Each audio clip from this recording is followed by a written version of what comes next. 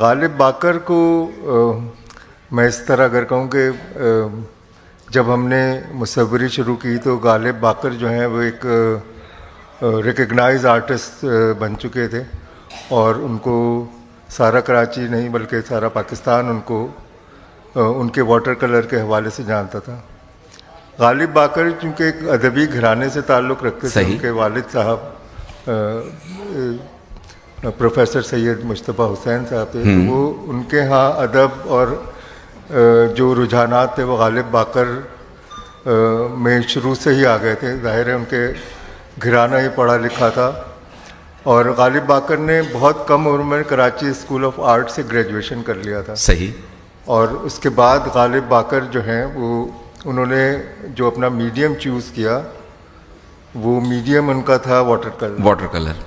اچھا، water colour اس زمانے میں بڑا ابتدائی میڈیم سمجھا جاتا تھا. صحیح.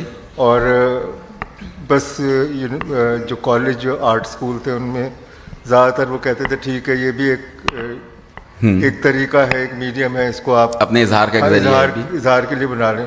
لیکن غالب کا باقر اور ان کے ساتھ ان کے جو کولیگس تھے، ان کا جو گروپ تھا، انہوں نے واٹر کلر کو ایک بہت سیریس میڈیم بنایا اور ایک اس طرح سے اس کو کیا کہ لوگ اس کو ریکگنائز کرا لیا ایز اے سیریس میڈیم کہ اس پہ بھی اظہار ہو سکتا ہے.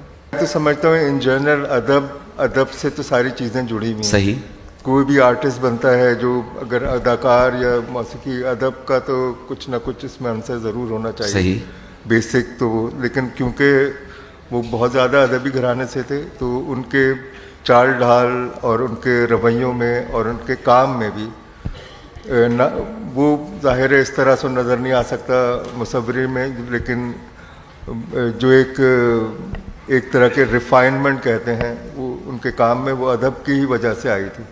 اور انہوں نے سبجیکٹ بھی ایسے چنے زیادہ تر ماحول، سمندر جو، اور اپنے اطراف کا کراچی انہوں نے پینٹ کیا. اور ایک خاص بات غالب باقر نے یہ کیا، وہ ایوالو ہوتے ہوئے وہ اپنے کام کو کافی ان کے ایبسٹریکشن کی طرف چلا گیا. صحیح. جو واٹر کلر میں سمجھتا ہوں کہ بہت کم ہوتا ہے کہ واٹر کلر کے ذریعے اس کو اس میں ایبسٹریکشن کیا جائے اور اس میں سے بہت سے ایلیمنٹ نکال کے بہت سمپلیفائی کر کے اس کو انہوں نے کام کیا.